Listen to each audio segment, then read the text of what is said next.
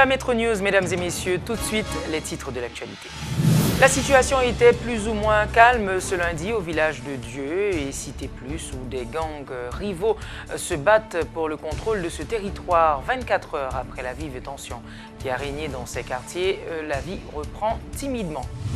Selon l'ancien Premier ministre Evans Paul, les 2 défections recensées au sein du comité de pilotage des États généraux sectoriels de la nation n'affecteront pas le fonctionnement de cette structure. Lancement ce lundi de la campagne de vaccination contre la diphtérie par la direction sanitaire de l'Ouest. Plus de 35 000 enfants de 1 à 14 ans sont visés par cette campagne. Metro News vous est apporté par Haytrack, l'esprit bâtisseur, et Inoto SA, concessionnaire des véhicules Toyota. L'huile mobile, c'est qualité et performance qui fait partie de toute activité que nous entreprenons chaque jour dans la vie. Dans le développement de la société, quel que soit le domaine ou évoluer, l'huile mobile toujours garantit bon fonctionnement moteur, tout appareil, à toute machine. L'IPAB jamais la guerre en route et ses partenaires à 100%. L'huile mobile pour moteur, dirait plus longtemps. Chaque continent, chaque pays, chaque route est différente. Derrière chaque virage, une nouvelle aventure vous attend. Toutes les routes nécessitent une attention particulière. C'est pourquoi, achetez votre Toyota chez un distributeur officiel. Vous obtenez un véhicule fabriqué spécifiquement pour votre pays. Un service après-vente spécialisé and genuine spare parts that will make your investment and vehicle perform to the maximum.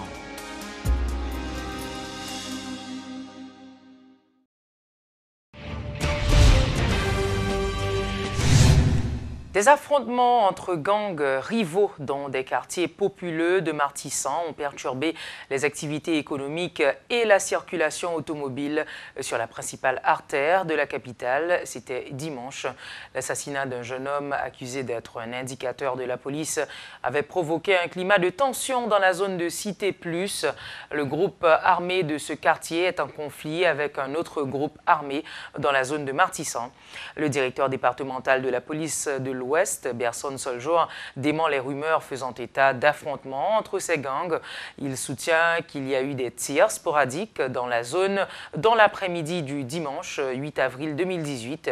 M. Soljour nie également que l'individu tué par les membres du gang de Cité Plus soit un informateur de la police. Accusé d'être de connivence avec l'autre gang, le jeune homme, laveur d'auto au commissariat de Port-au-Prince, a été abattu de 2 balles dans le dos alors qu'il quittait le quartier de Cité Plus. Les autorités policières ont assuré avoir le contrôle de la situation sur la principale artère de la capitale. La zone du Théâtre National relie en effet le sud et le nord de la capitale.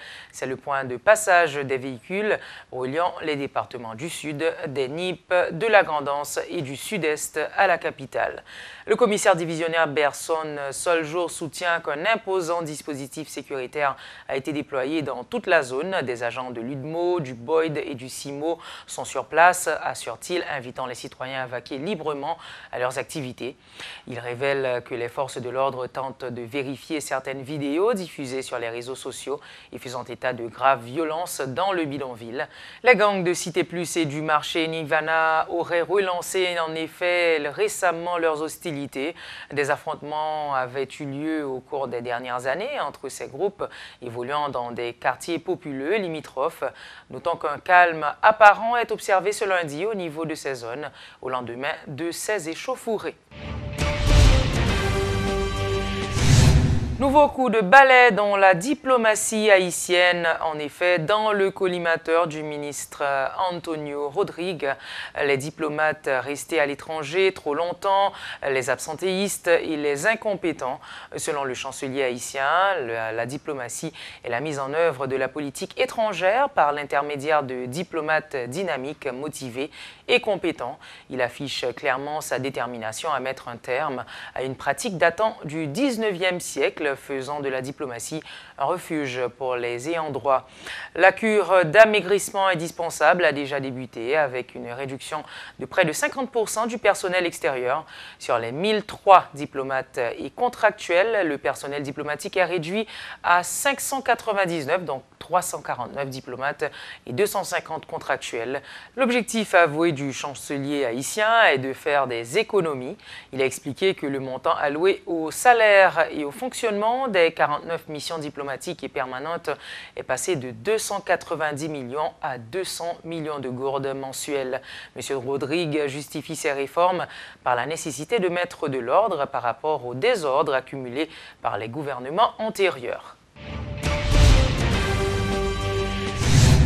Défection au sein du comité de pilotage des États généraux sectoriels de la nation, l'ancien Premier ministre Evans Paul a fait remarquer que ces désistements n'affecteront pas le fonctionnement de cette structure. Selon lui, le comité reste ouvert à des personnalités plus consensuelles et par ailleurs, l'ancien Premier ministre rappelle qu'il n'est pas nécessaire d'appartenir à ce comité pour apporter sa pierre à l'édifice. Il faut souligner que le professeur Claude Moïse, l'ancien Premier ministre Jacques-Édouard Alexis ont annoncé leur retrait du comité pour des raisons personnelles. Le professeur Fritz Dorvilliers juge enfantine les raisons qui ont mené l'ancien Premier ministre Jacques-Édouard Alexis à faire défection du comité de pilotage des États généraux sectoriels de la nation. L'enseignant-chercheur estime qu'en tant qu'homme d'État, M. Alexis aurait pu mettre de côté ses sentiments personnels et participer à cette activité vitale pour la nation. Je ne suis pas d'accord du tout avec cette manière de faire de Jacques-Édouard Alexis. Je trouve qu'à un certain âge, il y a certains dépassements qu'on peut faire, qu'on doit faire évidemment. Je ne comprends pas qu'on puisse désister d'une telle activité pour cette raison-là. Peut-être qu'il y a d'autres raisons, mais je n'accepte pas cette raison-là. Parce que j'ai une querelle politique avec quelqu'un, il y a 23 membres dans un comité, moi je ne vais pas participer à cause de la présence de cette personne. Je trouve cela véritablement, je suis tout à fait déçu par rapport à ce comportement-là. Je trouve que ce n'est pas un motif valable de mon point de vue pour désister à cet âge, étant donné les responsabilités qui étaient les siennes en quelque sorte. Je ne pense pas qu'à cet âge, qu'après avoir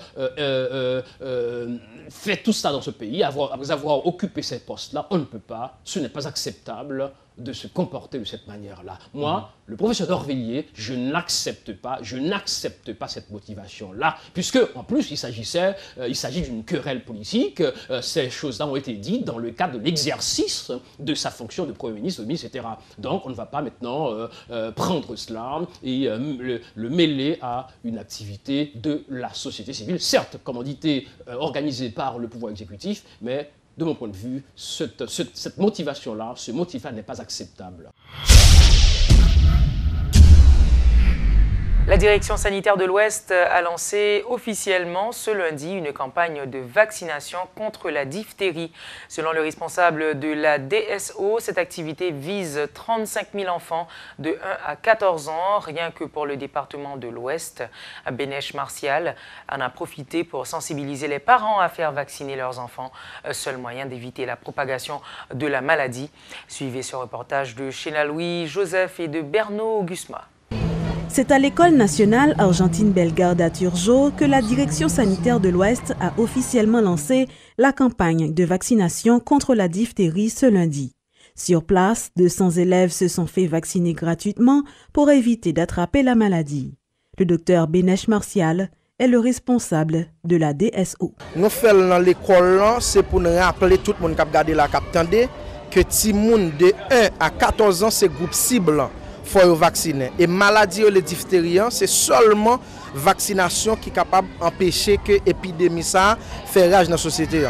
35 000 enfants dans le département de l'Ouest sont visés par cette campagne de vaccination qui coûte au total 163 millions de gourdes. Des équipes sont déployées un peu partout et les vaccins sont disponibles rien que pour épargner les enfants de cette épidémie. D'où la nécessité de sensibiliser les parents à ce sujet. Le directeur sanitaire de l'Ouest est sans équivoque. Il faut que les parents mènent les gens à vacciner. Si ils peuvent prendre le vaccin, ça déjà. Puisque les gens pédiatre ou bien dans l'hôpital, tu prends 3 doses là déjà. Parce que tu as commencé par vacciner à partir de 2 mois. Donc, sous 18 mois, compléter. Donc, si quand si moun nan, li compléter dose, on pas besoin de mener, mais s'il peut comprendre, il faut mener là. La diphtérie est une maladie contagieuse et mortelle. La population doit faire montre de prudence. Comment se manifeste cette épidémie? Le docteur Benesh Martial fait le point. Maladie diphtérie, li bay gorge fait mal, li fait kouti moun nan vin gros, et l'homme de ti moun sa ouvri gorge li, ou après on plaque crème ou bien gris ou bien rouge. Donc plaque ça vient au fil du temps empêcher ti moun sa respirer bien et ça fait ti moun nan vin mourir par asphyxie. Bon pas ti moun seulement, moun qui rattraper microbe qui bay maladie. Donc c'est pour ça nous dit moun yo faut que vacciner pour immuniser tête yo pour mettre yo exempt de maladie ça. À noter que depuis le début de l'année, 14 cas confirmés de diphtérie et 48 cas probables ont été recensés. Au cours de cette période, il y a eu 6 décès parmi les cas probables et 1 parmi les cas confirmés, selon des chiffres communiqués par l'OPS.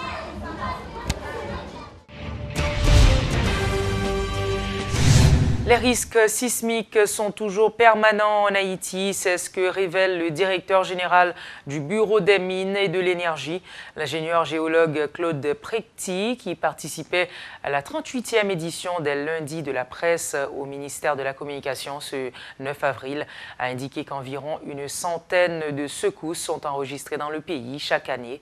Suivez ce reportage d'Éloge Milfort et d'Elsie Dulassin.